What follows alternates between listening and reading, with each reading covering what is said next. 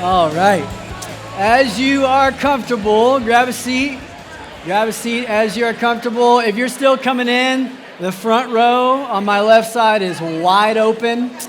And really good to be here with you. There's some seats over here on my right along the edge here. And just letting you know. Hey, Happy New Year, everybody. How you doing?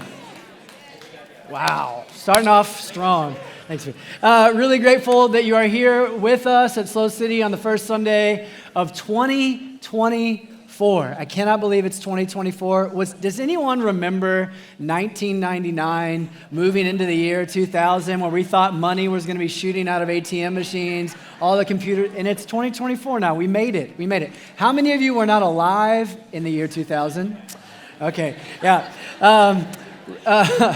I'm excited to step into a new year. If you're new to SLO City, if it's your first time here, welcome. If it's your first time in a long time, welcome. You have to know this about this place and this group of people. We are solely centered on Jesus. We are chasing after Jesus. That's our hope, to help one another find and follow Jesus, to grow more like Jesus, to be together people who share life together, who journey through life together, and who are ultimately sent to bring hope into our city, into our communities, and our neighborhoods, into our world. And so thank you for being a part of that in a radical way this past Christmas, and through just seeing God do what only He can do. Really good to start a new year together with you. This is a place where everyone's welcome. Nobody's perfect. You're not perfect. I'm not perfect. You have to know that. Don't hold me to perfection. But we believe that Jesus is perfect, that we worship a holy and perfect God. And we come to Him and say, God, form me, fashion me, mold me. We want to be more like You. And so I'm going to pray today, and we're just going to jump in to this first Sunday together. God, we love You. We thank You for Your goodness and Your grace. Thank You for breath in our lungs. Thank You, God, for the way in which our hearts are beating. We're together. We're sitting next to friends or strangers, and all solely focused on You, on Your face, Your voice, what You have for us. God, if I have something planned to say today that You don't want me to say, shut me up. We want You to show up. We want to encounter You. So settle some of the thoughts, some of the stressors, some of the anxieties, maybe some of the distractions of the week past or the week to come. We want to hear Your voice today. We love You. It's in Jesus' name. And everybody said, amen. I neglected to announce that tomorrow, our middle school and high school student camps, summer camps, the registration turns live. Just so you know, if you're a parent of a middle school or high school student, registration starts tomorrow for summer camp, and both our middle school students and high school students are going to camp at two different locations in the same week. All right, and so for your summer planning, if you have a middle school student and a high school student, you can ship them off, send them off. Our high school students, I'm excited. We're going to Flagstaff, Arizona for CIY Move. It's going to be incredible. There's going to be a day trip, possibly to Sedona, and it's going to be amazing. So if you have a middle school or high school student, you can download the SLO City Church app, hit the events tab. Registration starts tomorrow, and it's going to be awesome. Okay, 2024. This year is a big year for me, for us. My wife and I will celebrate 20 years of marriage in the year 2024. We were married. Yeah. All right. We were married. My wife is gracious. We were married in the summer of 2004, and I just this year has just started to make me think back on all of those things. We got married when I was 6. We were young. But it's crazy to think of how much we've experienced together in the past 20 years, and it just got me thinking about certain milestones and moments in our marriage together. And I think it was our 5th anniversary. I think we had 1 or 2 kids. It may have been our 7th. I don't know when it was. We went on a cruise. Now, we were not cruise people. And we went on a cruise, and we are still not cruise people, all right? But we were young, and we were spontaneous, and my mom lived in Florida, so we drove down. We dropped the kids that we had at that time off at my mom's house, and we drove to the port, and we got on the cruise ship. I'm not a cruise person, but I am a buffet person, and buffets are everywhere on the cruise ship. And so, we went, and we were young and naive and spontaneous and excited, and we're celebrating marriage, and we're there, and we get on the cruise ship, and we cruise down to the Bahamas, and we unload in the Bahamas. And again, I'm just let's do something crazy. So we rented a moped. I'm I don't want to go to just where they send the cruise shippers. I want to go into the real Bahamas. I want to explore. And so we get on a moped, and we're driving along the road, and we're oh, that's a gorgeous beach. Something happens, all right? I take a turn, and we end up behind some dark alley liquor store. We are surrounded by people, and I stop the moped, which I'm not good at driving, and I'm like, I ask this question, where are we? And how in the world did we get here? And Jenna punches me in the back from behind me. She said, how are we going to get back, right? And then thoughts start flashing through my mind. Have you seen those videos, those YouTube videos of pier runners who are like chasing the cruise ship as it's pulling out? I'm like thinking, we're going to be stuck in the Bahamas, and my kids are with my mom. They're going to be ruined by her. And like all they say, like we're just trying to... I'm just thinking about that this year, just so you know, as we move into 2024, as I think back on our marriage, and specifically those questions that we said on that moped. How in the world did we get here? And how in the world do we get back, right? Well, there was a turn that I made, and then we stopped and we asked a gentleman of like, where would be a nice place to eat? And he sent us around a back alley, I'm sure to mug us or something, right? But how did we get here? I'm thinking about that question as we step into a new year. Where are we? And how in the world did we end up here?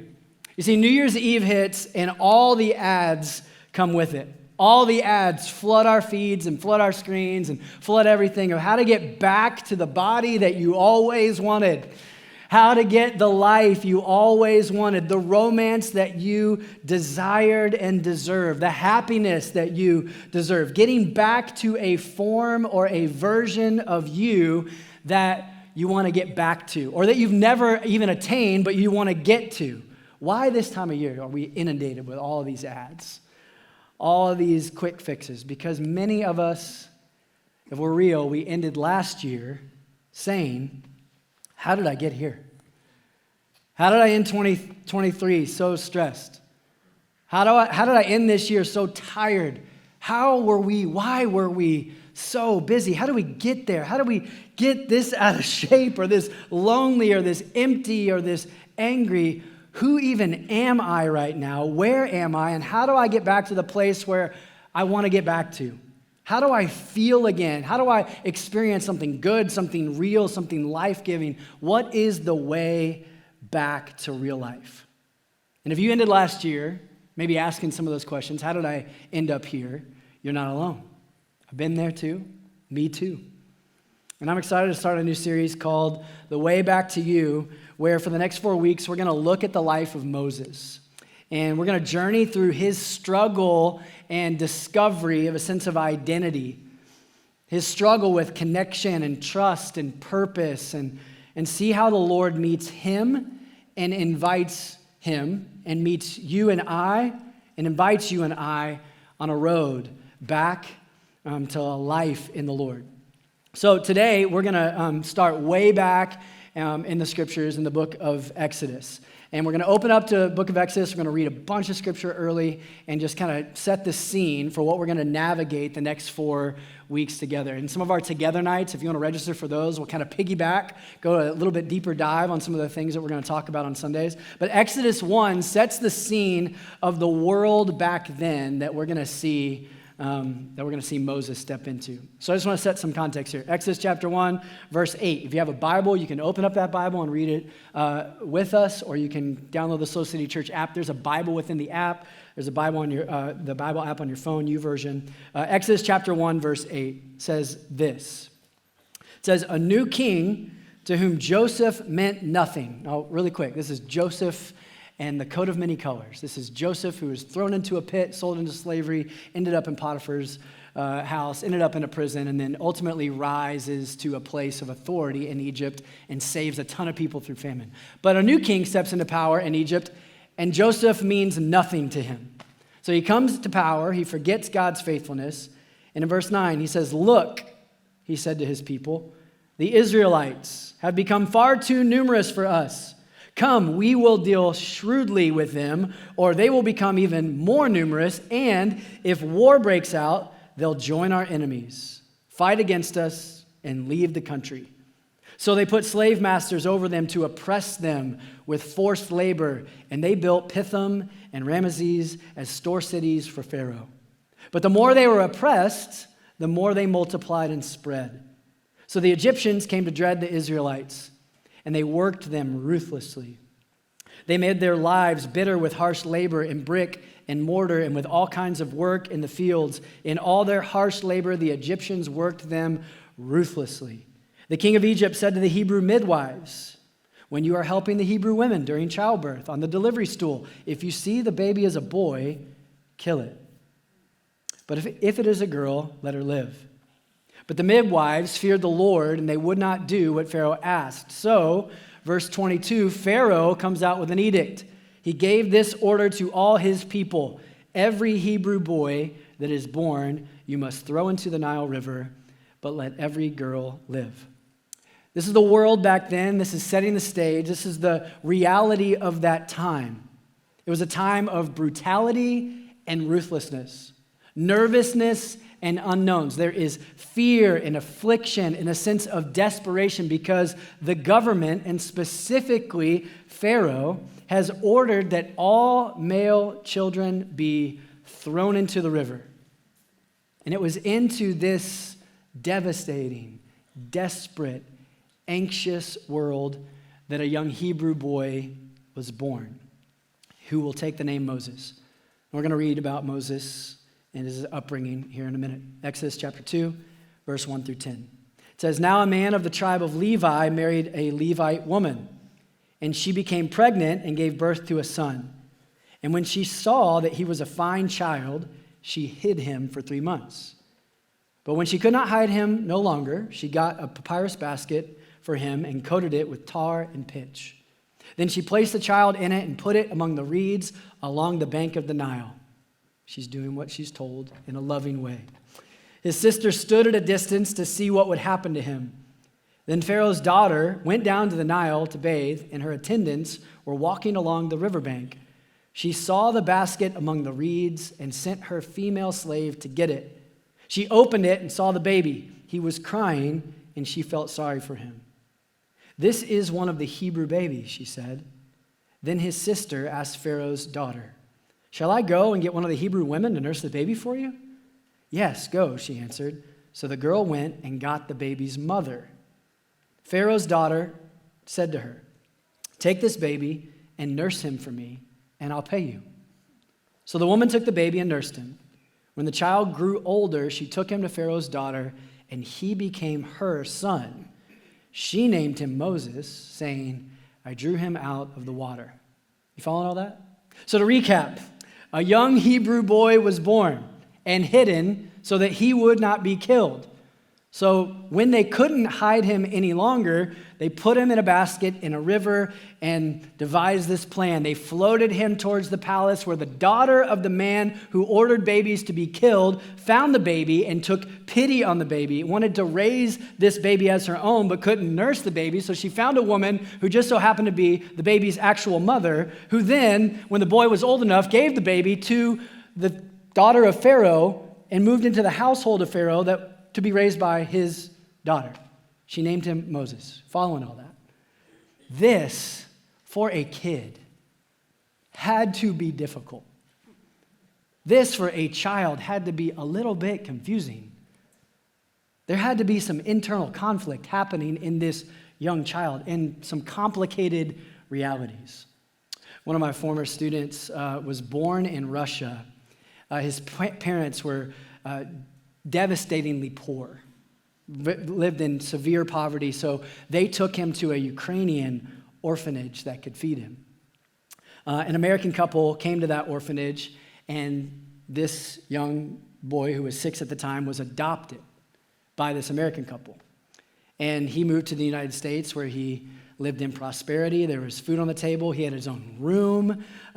He lived in a large house, in a big yard, in a safe neighborhood.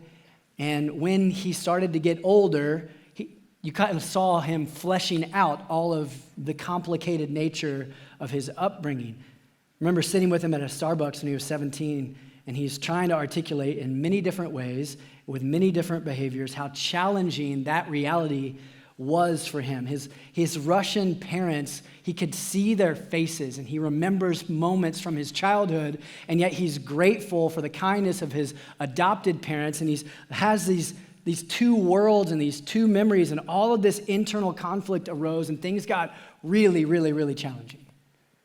He would act out and he'd have run-ins with the cops.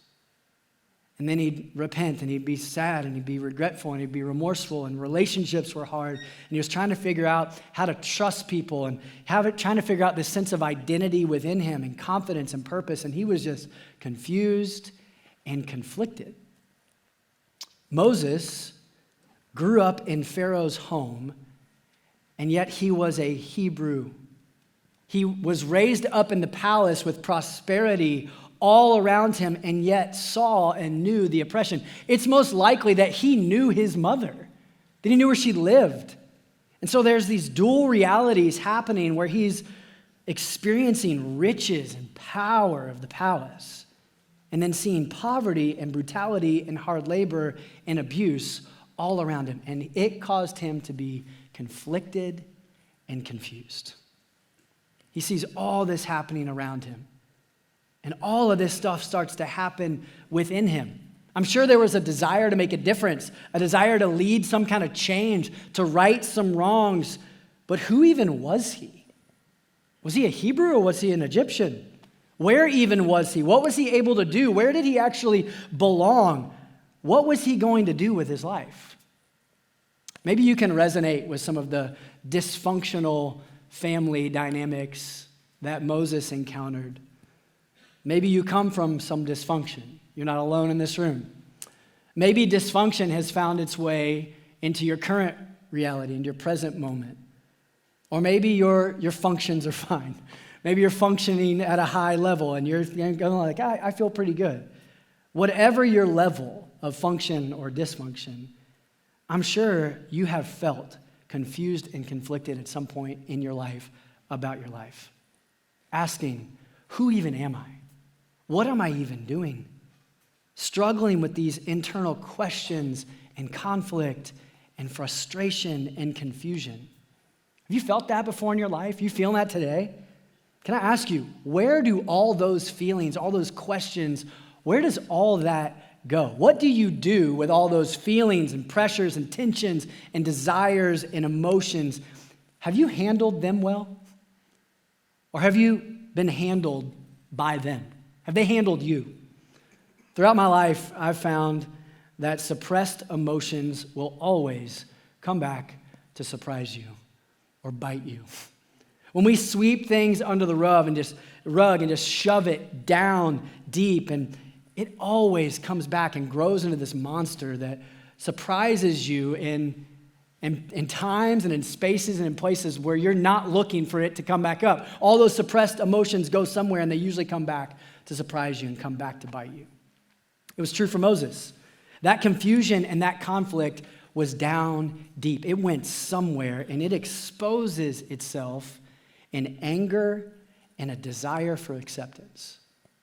We see this in Moses' story. Look at Exodus chapter 2, verse 11 and 12. It says, one day after Moses had grown up, he went out to where his own people were, which is an interesting line, and he watched them at their hard labor. Moses is older, and yet he's just kind of standing, watching where his own people were, watching them at their hard labor. What's going on in his mind? When suddenly he sees an Egyptian beating a Hebrew, one of his own people. Again, we read.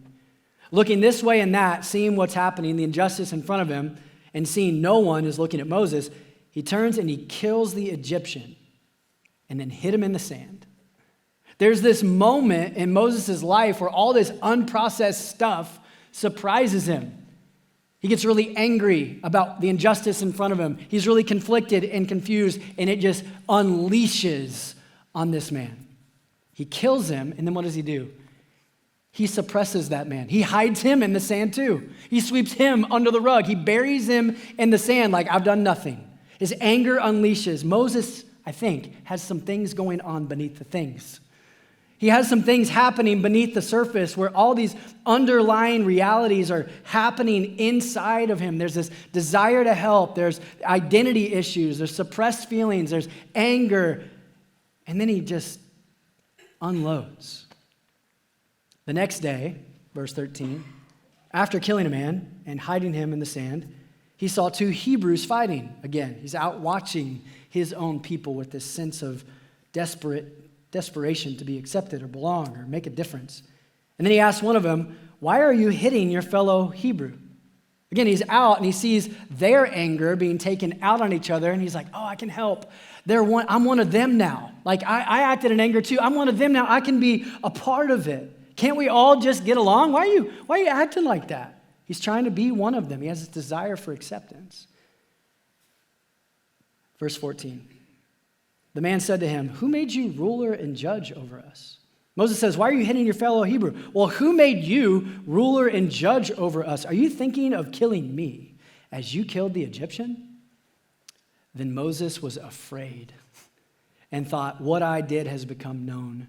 And when Pharaoh heard this, he tried to kill Moses. But Moses fled from Pharaoh and went to live in Midian. Lots of things are happening here. Lots of things happening around Moses. Lots of things happening inside of Moses. Moses has lost his way. He is conflicted and confused. He is angry. He is desperate to belong. And yet he is exposed and excluded. He's mocked by the Hebrew people. You going to kill me too? And now he's hunted by Pharaoh, whose home he was living in.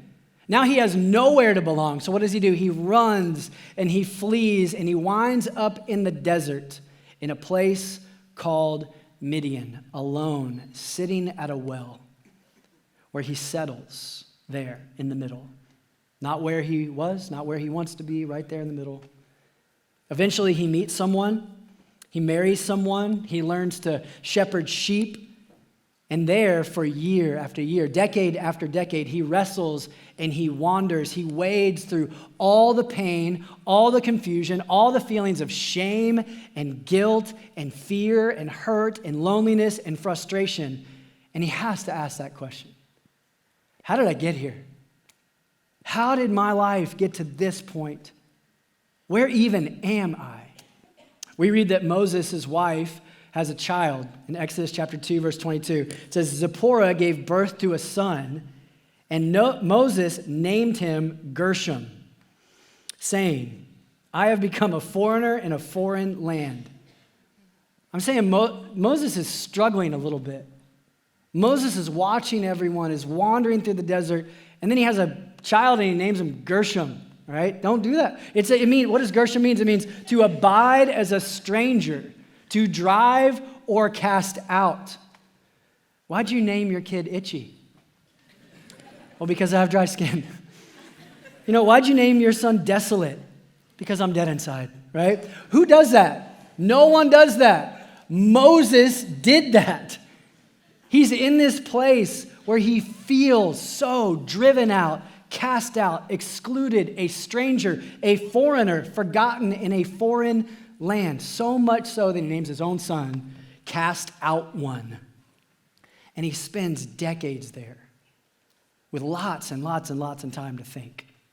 Lots and lots of silence, lots of solitude, lots of simplicity, and just walking and thinking and processing. How did I get here? Where even am I? Who am I? Where do I belong? What's my purpose in life? All these things are going on within him in Midian. In that place, he wanders and he wrestles for decades. It's January 7th, 2024 today, and each year we experience a season culturally of a turning of the page, a chance for a fresh start. New year, new you. Culturally, we have this phenomenon that allows and kind of even encourages space and time to try and start off the new year with new hopes, with the ability to change, to make a difference, to grow, and to improve ourselves. But can I ask us, before we tear off to try and change everything, new year, new you, new me, where even are we? Where even are you? Where are you right now, today, right now? What place have you been driven to? What things have you wound up in? Where are you confused, conflicted, angry, desperate for acceptance? Where is your Midian, where you're wandering and waiting and wrestling? Where's your Gershom? Can you name where you are at right now? If you had to describe it with one word, what would the place where you're like living right now, what would that be called? We were at dinner on January 1st with some dear friends, and somebody asked a question that was it was a great question. And they said, what word would describe where you're at right now and what you're wanting in the new year? We had this really cool moment of transparency at La Esquina. Words like exhausted came out at that table.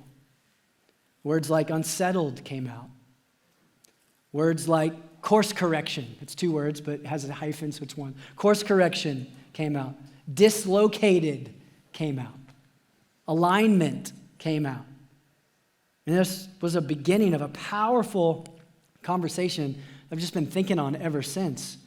Because what I've found throughout my life, and I'm sure you have too, like the first step to change is actually coming to terms with where your reality is right now. The first step to actually transformation and change is actually naming the starting place where you're at right now. My family and I went to Disney. We got the kids a trip to Disney one day at Disneyland. It was crazy, like more people than I've ever seen in my life. And we had never been before. It was like a once-in-a-lifetime opportunity this past week. And we show up, and we have heard about the Rise of the Resistance ride, and so we're trying to get there, but we have no concept of where anything is. And to be able to get to Rise of the Resistance, you have to actually download the Disney app, and they inundate you with all of their marketing tools, and you have to actually open up the app where they track you, and they know, right? And you have to know where you're starting from. I couldn't just find it by feeling. I couldn't find it, wade through all of the people and all the noise from all across the world. I couldn't find the ride that we wanted to get to without recognizing where our starting point was. And the same is true in life. The first step to getting to the place that you want to be is actually recognizing where you're at on the map. Where are you? What are you dealing with? See, we are really brilliant at keeping distracted in our culture. Society is great at creating tools to distract us away from what it is that we're actually walking through. So we can live most of our life just going, I'm not confused. I'm not angry. Oh, here's a reel I need to send to my wife. Oh, I'm not upset. I'm not wandering. I'm not in a desert. I don't have shame. I don't have guilt. I don't have pain. I'm not frustrated. And this actually keeps us from real, deep change. For decades, Moses walks in Midian without many distractions outside of all the things inside of him. He's forced to face some of the things, some of the conflict, some of the confusion, some of the anger, some of the shame and pain, decade after decade. And we see in Moses' story, in the desert, in Midian, God is actually doing something inside of him. We see something start to change within him. Ruth Haley Barton wrote an incredible book called Restoring the Soul of Your Leadership. And she says of Moses, she says, the first leg of Moses' life was to allow himself to be led into freedom from his own bondage. Before he could help others attain freedom, he needed to experience freedom himself. In solitude, in Midian, he was able to let go of the coping mechanisms that had served him well in the past, but were completely inappropriate for the person he was becoming. She goes on. She says, the truth is that spiritual transformation takes place as we embrace the challenges and opportunities associated with each season of our life. Moses wanders and waits and struggles and wrestles. Have you been in a season of waiting and wandering and wrestling and going, where even am I? Can I just encourage you? I think God is doing something in you. God might be moving you through a hard, stuck season to try and do something within you. Moses finally gets to a place where he starts recognizing some of those things within him, what has happened to him, what's happening around him. And it was then that Moses could finally hear the voice of God. When he comes face to face with all this stuff, all the junk from the years past, all the stuff within him. He's walking, he's herding sheep, and he sees a bush that's on fire and it's not burning. In Exodus chapter 3, we read the story. It says, Moses was tending the flock of Jethro, his father-in-law, the priest of Midian. And he led the flock to the far side of the wilderness and came to Oreb, the mountain of God. There, the angel of the Lord appeared to him in flames of fire from within the bush. Moses saw that the bush was on fire, but it was not burning up. So Moses thought, I will go over and see this strange sight, because I have time. Why the bush does not burn up? When the Lord saw that he had gone over to look, God called to him from within the bush, saying, Moses, Moses. And Moses said, here I am. Moses was at a point where he's this conflicted, complicated child, dysfunctional upbringing. Who am I? Where do I belong? I'm angry. I'm not accepted. I'm excluded. I'm exposed. I'm wandering around. I'm naming my kids horrible things to describe my internal realities. And he takes all this time, and I just want you to notice what Moses finally says when he sees something that's curious, and he goes and he seeks it out. God speaks to him, and God calls his name. And what does Moses say? He doesn't say, where even am I? What am I even doing? He says, here I am. Here I am. I'm right here. My feet are on the ground. I'm standing here. Here I am. Not how did I get here, not where am I at, where am I going? I'm right here. He was present. He was aware. He was able to listen. God speaks and he says, here I am. On this first Sunday of the year, I just want to sit with that response for a minute. I'm right here. If God called your name right now, if God just spoke your name and whispered it into your ear, spoke to your heart, what would your answer be? Would it be, what in the world, God? What's going on? Why am I feeling this right now, God? Which is an honest response.